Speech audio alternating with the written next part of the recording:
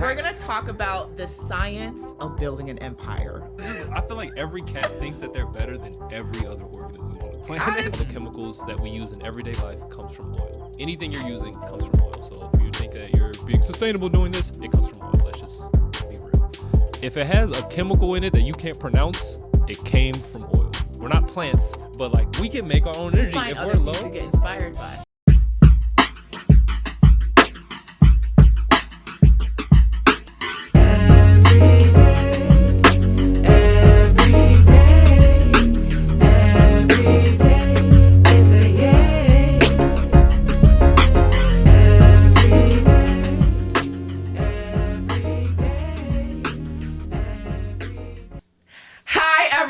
Welcome to Every Day is a Yay! Woo!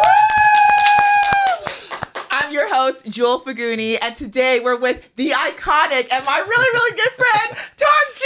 Hi! Woo!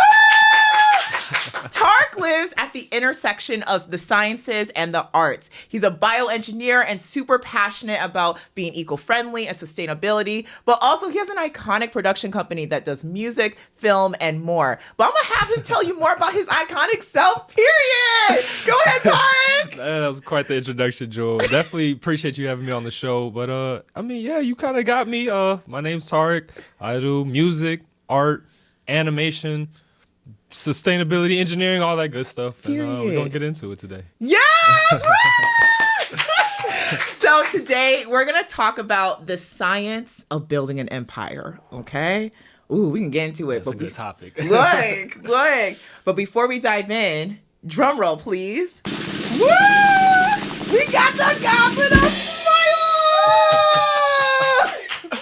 So in this segment, you're going to pick a question, and the goal is to make sure it makes you smile, as well as bring a smile to everyone in the audience. So you ready? I'm a little afraid of this goblin, but we'll see what we get. Let's see what he picks. And read it out loud for us.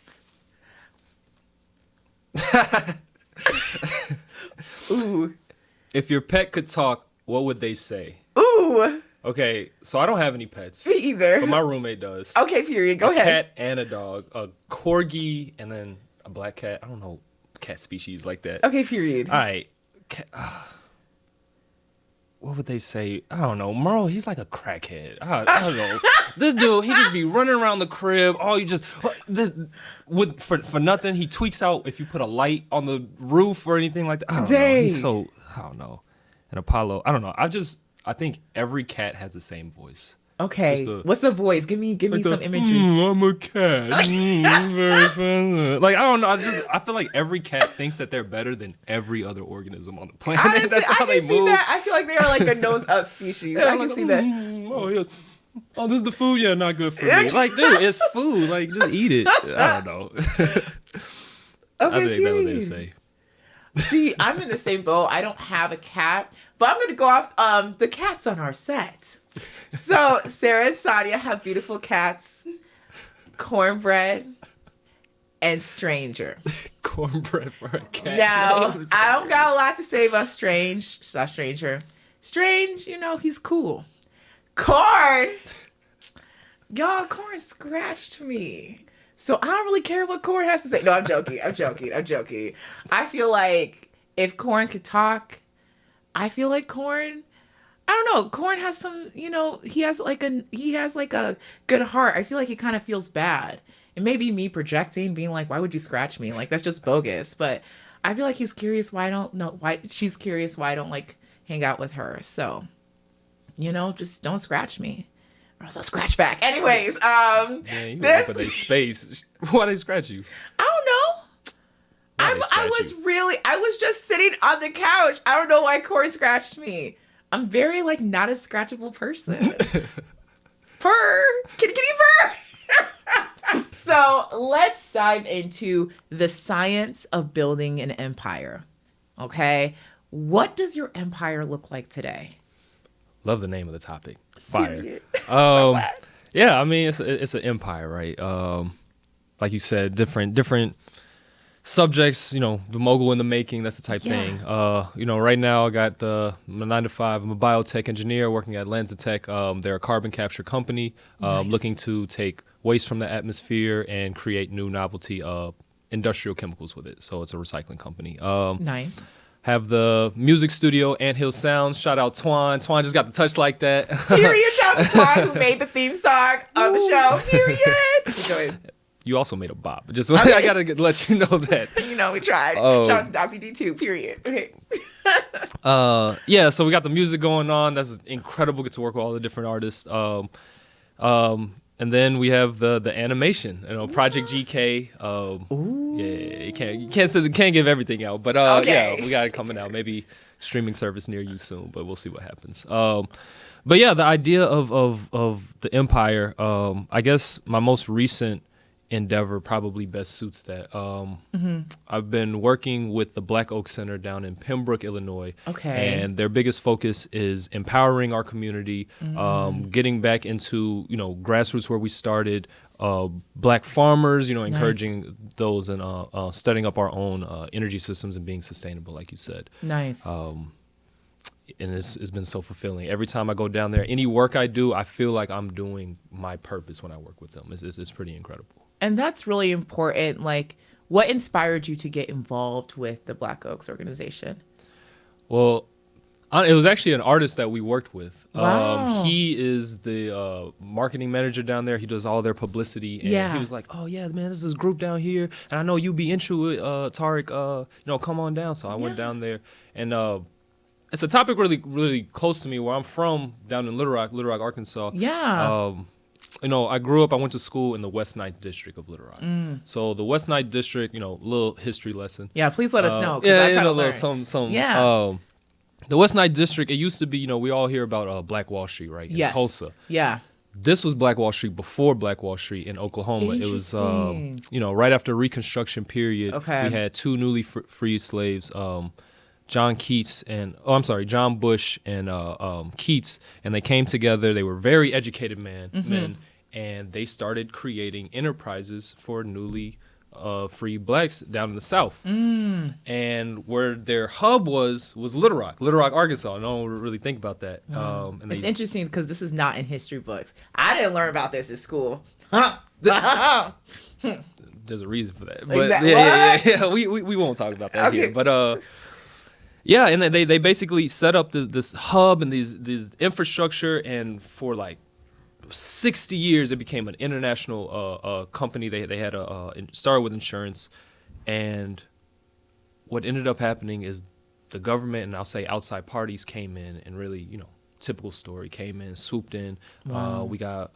urban reconstruction, put a whole highway through the West Ninth District. Wow. And so this is my neighborhood growing up, real downtrodden. I mean, you hear about Arkansas only if you're talking about murders or bad education, right? Yeah. So anyway, I saw that what they're doing out in Pembroke, the one of the founders, Baba Fred, he talks about, we're going to war, building this empire down in Pembroke. And it just really resonated with me what they're trying to do. And, just mitigate Black disenfranchisement in this country and around the world, really. And I think that you also contribute to that by just being part of that representation in the sciences. You're a bioengineer. That is so cool. Also, can you tell us what a bioengineer does? I mean, I'm still trying to figure that out. No. No, but that's fine. What do you understand it to be so far with your experience, period? Yeah, I guess, so we went to U of I. My Shout degree, out to Illinois. Yeah, ILL. I. My degree was agriculture and biological engineering with a concentration in nanoscale technologies. And with that, you're learning about biological systems. So that's anything from, down to the microscopic cellular level, all the way, in my opinion, to the macroscopic with people. I mean, we're biological systems. Our cities are biological systems. So a lot of people, you go to school and then maybe you go into the medical field or something, or maybe you go work for an energy company. Yeah.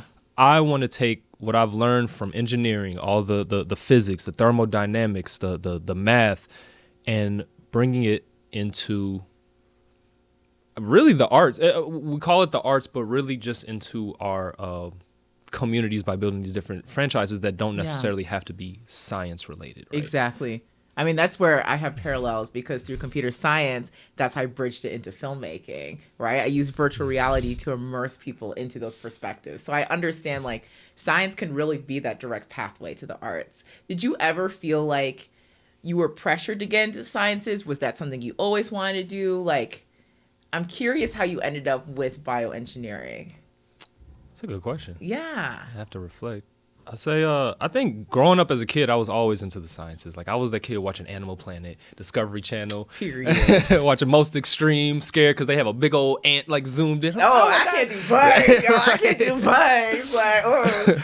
But I think I was always into, like, I played chess. I was in a science team as a kid. I really liked learning. And it wasn't until, I grew up with my mom. We moved around a lot. Yeah. And I think maybe middle school, high school, I kind of left that, because, being a nerd, science, I left that away, started diving into other endeavors. But, and then I think, after high school, it was the decision of, do I go to college or not? My mom, my whole life was like, yeah, go to college. I didn't want to do school anymore. I hated school. That's real. That's real. You don't got to like school. Sorry, mom and dad. Okay, go ahead. But, yeah, I wanted to go into the military. Wow. I wanted to go be a Marine. You want to be a Marine? I wanted to be a Marine. You wanted to serve this country. See, when you put it like that. I see. But it's okay to kind of bring up the levels to that, too, because when you were like, I wanted to go in the Marines, did you think about it as serving your country, or you just wanted to be in the Marines? Like, well, I know I'm making you dig back. I think it was because of Call of Duty. I'm going to be honest. I was playing a lot of video games at that time. That's real, though. That's real. That's real. I think it's safe to say I really didn't have a direction. Mm-hmm. And then we were just going to different college campuses, just looking at it. And every single one, I was like, no, I don't want to do this. I don't want to do this. Yeah. It wasn't until we got to U of I. And I forgot who was talking. Somebody was talking. We were in some room. And I was like, yeah, all right, on to the next one. Let's just go home. Mm-hmm. I turn around and just see this banner. And it just had... it just had a plant growing. That was the banner. It was the whole thing. It was like ag bioengineering, and it was a plant growing. What building was this at U of I? Man, maybe the Union at the top. I don't remember. Okay, I don't I'm remember. just trying because some of us could think about. It might have been on South Quad. It was probably on South Quad. Who? Okay. Anyways, keep going. I was just trying to visualize. But it was that moment. It was just looking at a plant. Maybe it was an epiphany or something. I was like, that's what I want to do. I didn't even know what the degree was or anything. But I was like, oh, it's with plants. I could do something like that. And then I guess that's how I went down engineering. It's not a crazy story. No, but it's interesting because now let's pivot. Now it's also music and film and animation. How do you make that jump? And also, how do you make sure it kind of ties to your why? Man, you ask good questions. I guess I'll be doing it. Man, how did I get into music? Okay, I know how I got into music. So first off, my family comes from music. My granddad, he was in the drums, and my dad, he played drums for the church. So they were musically inclined. Okay. I never really picked it up. Nice. But it wasn't until, man, it had to be 2017, 2018. I'm in the car chilling with my homie, Michael, actually. Yeah, you'll remember this story. And we're in the car doing some hooligan activities. Y'all know it. But hooligan activities. And we just sitting there, we just chopping it up. He's like, hey man, you want to freestyle? I'm like, freestyle? No, hell no, I don't want to do that. Like, well, we just chilling. He's like, no. He goes on YouTube, finds a beat, throws it up, and he starts rapping, doing his thing. And I'm like, oh, he's pretty decent. Okay. He's like, okay, you gotta jump in. I'm like, nah, like stage fright, like instantly. Like, I feel that. It's like, ooh, I don't know. It's like trying to get into a double dutch. Like, I don't know if it's that time. That's the exact feeling.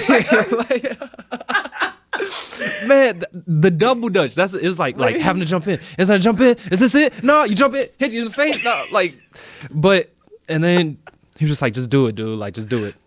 I was like, whatever. Okay, just started freestyling. First time in my life. Okay, period. And I was decent. Okay. He's sitting here like, bro, you lying. You've been doing this. I'm like, bro, I ain't never freestyle ever in my life. And I wasn't like a Kendrick or Lil Wayne or anything, but it was like a whole flow, bars and stuff like that. Okay. He was like, dude, you got it. I'm like, okay. So fast forward, now we're in college. I'm with my roommates. And then we just, they wanted to start making music. Yeah. So this is how I actually got in contact with Antoine, my business partner. Yeah. One of my roommates, Davion Binion, went to school with Antoine, knew that he was on campus, like, hey, there's this producer, he's on campus, let's just go there and start making some hits. And that's how we got into music. Just casually, let's make some hits. And you know this man performs, right? Like, where were you performing? Was it like this past summer? I saw the video. I was like, okay, Tarik, go off. Like, tell me more about that. Performer, it's been quite the journey. Yeah, it was what was it, Juneteenth last year? I think last year. I think so. Yeah. It was Juneteenth last year. We have this artist we work with, Don Perius, and he's like, yeah, I'm going to be doing the show. We have a song together called Messages on the K&D project. Check it out. Okay, period. Yeah, it was myself, Don Perius, and Jariah. Yeah, Jariah's on the hook. Yeah, Jariah's our friend. She's also a dope artist. Shout out to Jariah, period. Jariah's fire, man. And that's crazy. we were all supposed to perform at Garfield. And Jariah, she wasn't able to make it, so I'm thinking like, well, I don't want to perform. It's my first time performing, man. It's Garfield Park. Like, this is like an actual park here in Chicago. Yeah. And there's a whole festival. There's all these people there. And I was there. It was me, Twan, Twan's girl, Shauna's there, and P. And P goes up. He's an artist. He does this. He shuts it down. He came out with a mink, he had a fur coat in the summer. Come on, me, come on, clean with it. Okay, period. He's one of the coolest cats I know, like truly. And he was going up and doing his thing, and I was like, what's the worst that happens? And I just go up, did my little jam. And it wasn't just a little jam, y'all. Everybody was like, yeah. Keep going. I got better reception than I thought. I'll say that. Okay.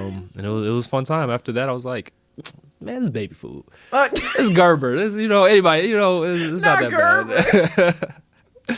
But I mean, I guess that was my first performance, and then now my goal, I don't want to be an artist. My goal is to help others reach that level of, just getting into the music, understanding what it means to be a songwriter, a rapper, a performer, and just providing the resources so someone could be a star. So that's kind of where I'm at right now. So when you say like providing the resources, that kind of ties me back to Empire, right? It's like you're building an infrastructure to provide that to people.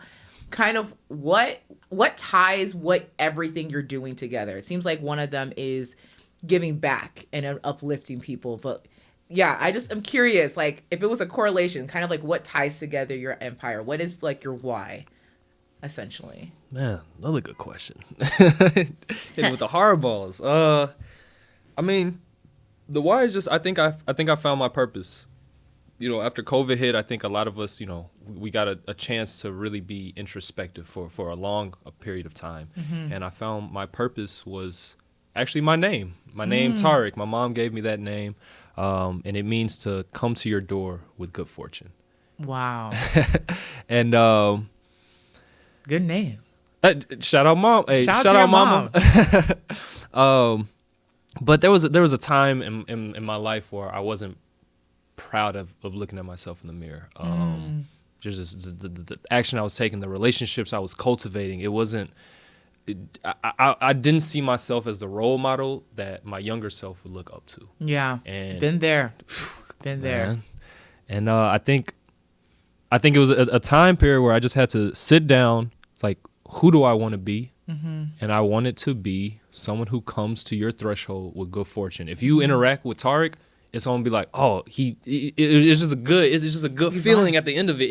We don't even have to do anything, say anything, but the frequency that you get off of me, you instantly, I like that. Yeah. Maybe I want that again. I can attest, because when we have our phone calls, I feel like, okay, like I can do this. I can conquer my goals. Like it doesn't matter what I have on my plate. Like you always provide that frequency.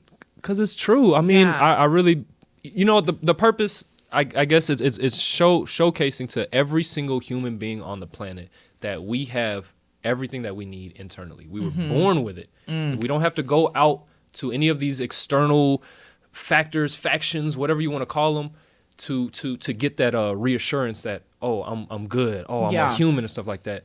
We're born in it. I believe it's the God frequency that resonates within all of us. The consciousness. I mean, the God frequency, y'all. The God frequency. I'm just saying, bar. Keep going. Hey, well, shout out to Billy Carson. That man. Look, shout out to Billy Carson.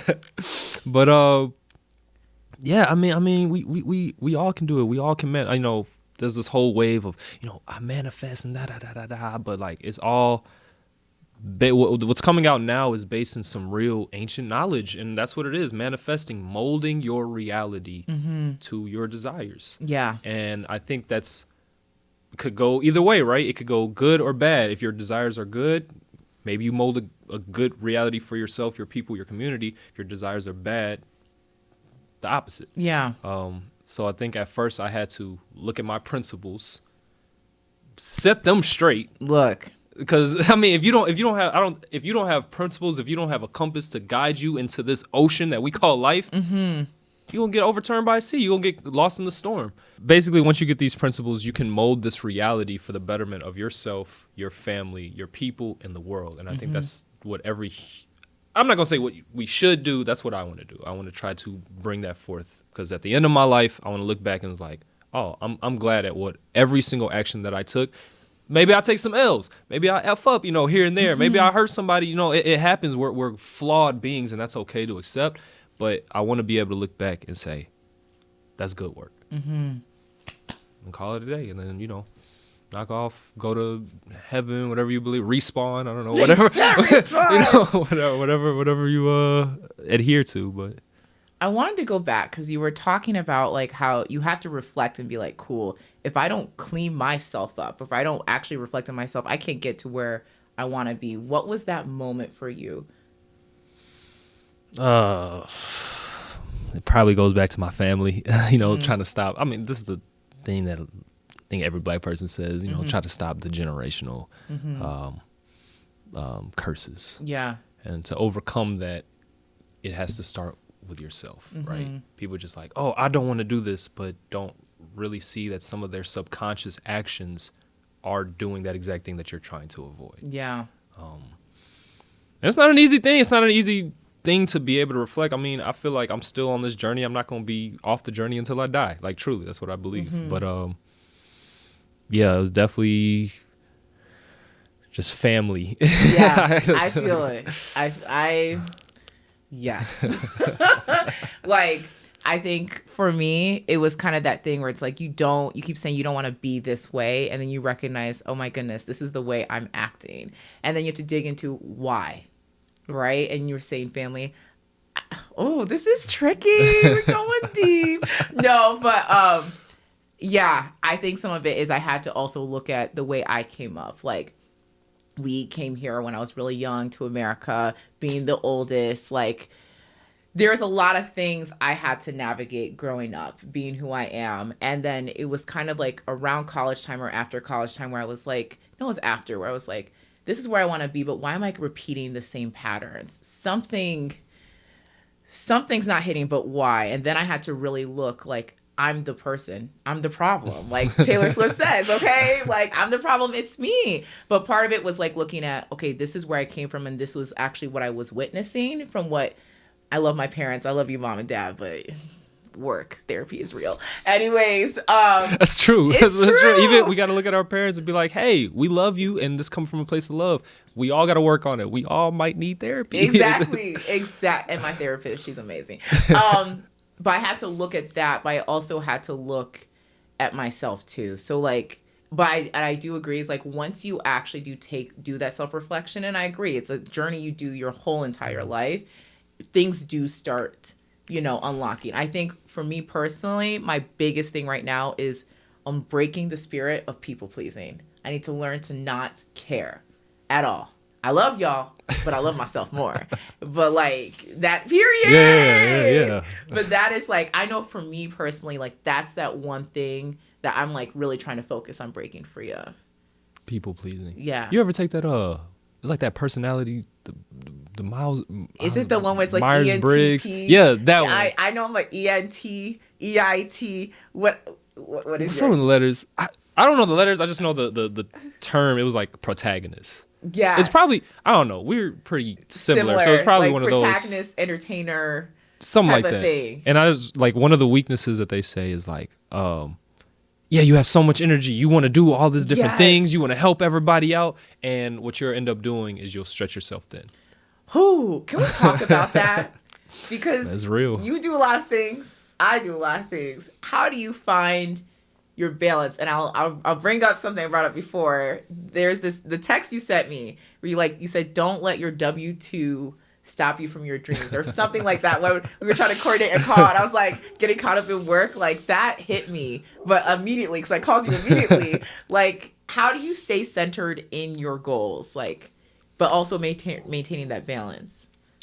I think always, like you said, like how do you stay maintained, like having an anchor?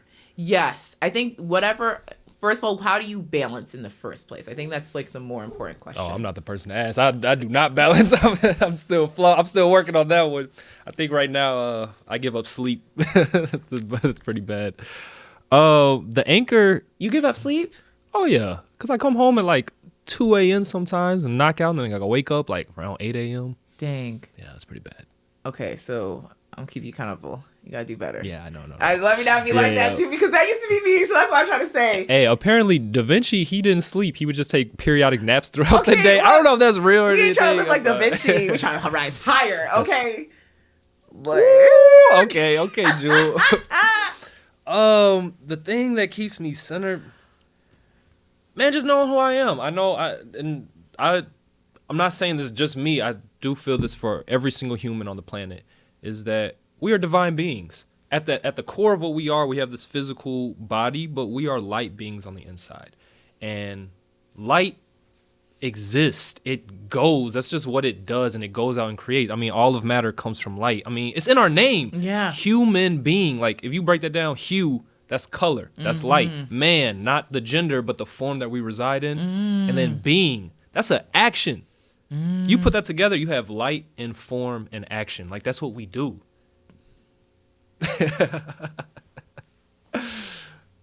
Some real shit. Light, inform, and action.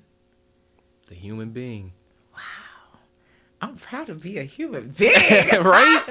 Oh my God. I'm proud to be a human being. Okay. Man, it's just a way to hold ourselves at this higher standard. I think people just like, oh, I'm only this. I can't do this. I can't do this. Man, we are light. Light does everything. People, I mean, you see it in religious texts, like the light of God. Like, it truly is what moves our reality is light. Without light, there's just the abyss. So while I'm bogged down, like, oh man, I got all these meetings. I got to drive out here. I got to do da. I'm getting overwhelmed. I'm like, man, I'm a light being.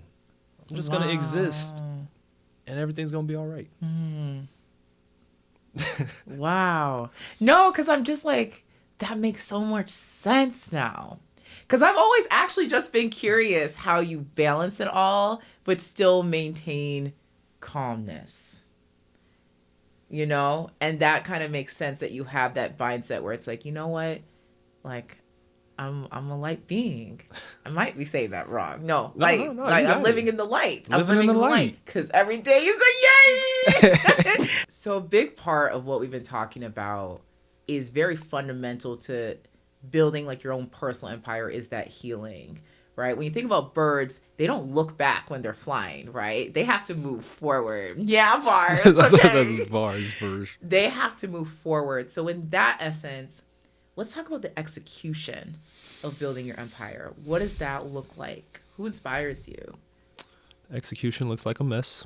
That's okay. To be honest. That's okay. It's who inspires me? This is gonna sound really bad at first, but like Walt Disney, the Rockefellers, the names that we hear, like the elite, the people who run stuff. This is fair. I mean, and it's not to emulate exactly what they're doing, but they're in the positions that our community should have a seat at the table for. Yeah, I think that's a big thing is like we see all these greats that have built these global empires, especially in media or I'm trying to think of other industries, but I think our shipping, medical facility, all of that stuff. Exactly. But how is it that we don't have a seat at that table? Or there's very few of us that do.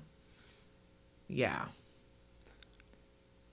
Something's got to change. Yeah. Something's just got to change. But I think one thing I've recently started doing, I don't know if this is going to be touchy or anything. I started studying like other cultures. Specifically, I've been studying Jewish culture, very specifically Ashkenazi culture.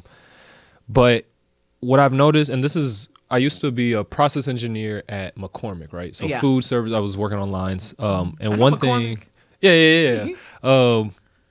So one thing, like once a year, a rabbi would come into the production facility. And I thought it was the strangest thing. I mean, we're in Springfield, Missouri, right? That's so interesting. I try to imagine that. And he would come in. I'm like, and I'm asking my my production team, why is there a rabbi here? They're like, oh, for the to make sure the food is kosher. And then it was like, as soon as he said that, like, ding, like things just started clicking. Like, wait, they have a whole system where even the food that's coming to their community is on their standards. We don't have any of that. Exactly. I just had Popeyes the other day. Like, come on now, like that's a problem. Exactly right. It's the pipelines. It's the sustainable, healthy pipelines. So how do we make sure that funnels and focuses within our community? Man, first, I think it starts with the education, right? Huge part is education. You got to get knowledge, wisdom, power. So understanding that a lot of the things that are coming from mainstream about what's healthy, what we should be eating, really isn't for us, or not for our people. So definitely starting with education. We got the internet at our fingertips. I mean, you can start off with the Googles, the YouTubes, but of course, there's the fake news out there. There's a book, the African Holistic Journal by that's a really good topic. Dr. Sebi, he's a really good resource if anyone wants to look into like how we should be eating. Taking these notes. But also the work we do at the Black Oak Center. Yeah. So down in Pembroke. So they want to develop a food hub, or a second one. They used to have it. Rebuild the healthy food hub, and what that's going to be is being able to bring nutritious product from around Illinois or the surrounding areas, package it and tie in a health component with it. So we're able to let's say we're servicing an area. So if we're servicing the south side of Chicago, we send out preliminary, kind of like a checklist, right, of your health concerns. I think that's be really great, because I think that's like the gap with the education is like, for me to be motivated to be educated about something, I need to understand, how does this actually directly impact me? So the fact that there's already that intake of like, cool, what are my actual health concerns? Like, hey, I just don't want to have as many headaches. That is something I would list. So anyways. I think, no, that's a good point about because I think we can always go on and like, oh, we need to do this, But like, how do you get people to receive it and actually making care? it like identify with themselves. Yeah. Dang, you just taught me something in this interview. That's real. No. But like if they're able to write down their health concerns, they can come back to us, and then we'll be able to package healthy, nutritious food, herbs, whatever you need that will tackle that dis-ease of the body without using, the petroleum-based. Ooh, I shouldn't get into that. The petroleum, the petroleum-based prescription that we're getting. I mean, all of our medicines come from oil. Like, let's be real. All the chemicals that we use in everyday life comes from oil. Anything you're using comes from oil. So if you think that you're being sustainable doing this, it comes from oil. Let's just be real. Even Tylenol? Tylenol comes from oil. Even ibuprofen? Oil. What about aspirin? Oil. They frack it. Wait, what about Neosporin? Let me stop. If it has a chemical in it that you can't pronounce, it came from oil. That's basically. But I'm gonna do some research. But okay, go on. Yeah, I would say do some. Definitely fact check me. I could be talking out my neck. But, keep going. I think the idea of education to be able to build this, being able to reteach yourself. Just like world history, like the world, things about the world. You can't always accept information externally. Even what I'm saying right now, don't accept it. Do your own research, like go into it. And then I guess that goes into how do you research properly. That's a whole, I don't know. That's a whole other thing. But it's important because actually, so what you're saying reminds me, I had a really good friend / business advisor. Shout out to Mary. Y'all, okay, Mary. Well, Mary's awesome. Shout out to Mary. And, one thing she would tell me is like, you go back to the people who inspire you. People who inspire me, Issa Rae, Oprah, Quinta Brunson, a lot of people that are able to really build syndication for themselves when it comes to media. And I used to be like, okay, I want to be like these people. But a big gap between that was like taking the time to research how they got there, but also recognizing everyone's story is different, right? Were they balancing a job in game production? Did they live in the tech world? I don't want to summarize who they are, but what does that look like for me? What is like my unique thing? How do I understand what my target audience is? Like, what do Gen Zennials want? What's before Gen Z? Alpha? Gen Alpha? Gen Alpha?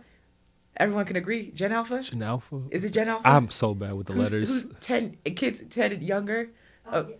Gen Alpha? Gen Alpha? Gen Alpha. That's a new one. I haven't heard that one. Okay, well, the why do they get an alpha title? I don't even know. That's dope. I want to be Gen Alpha. What? Look, let's redefine it. Stop. Anyways, but going back to that, I think that's a key part into actualizing what your vision is, right? Is doing your research and what it takes to get there, but also like as simple as like, this is what I'm building. This is the audience I'm trying to reach. How do I actually do that? And then also taking the time to figure out, let me research myself. What are the habits I need to improve to get there too? So I guess now I'm going to shout out the 5 a.m. club. Y'all, do you know how good it is to wake up at 5 a.m.? I know it's painful. It's painful, but give me a second. Give me a second. Just hear me out. Hear me out. When you wake up at 5 a.m., people are sleeping. Things are naturally quieter most of the time. But you know how much you can get done between 5 to 8 o'clock?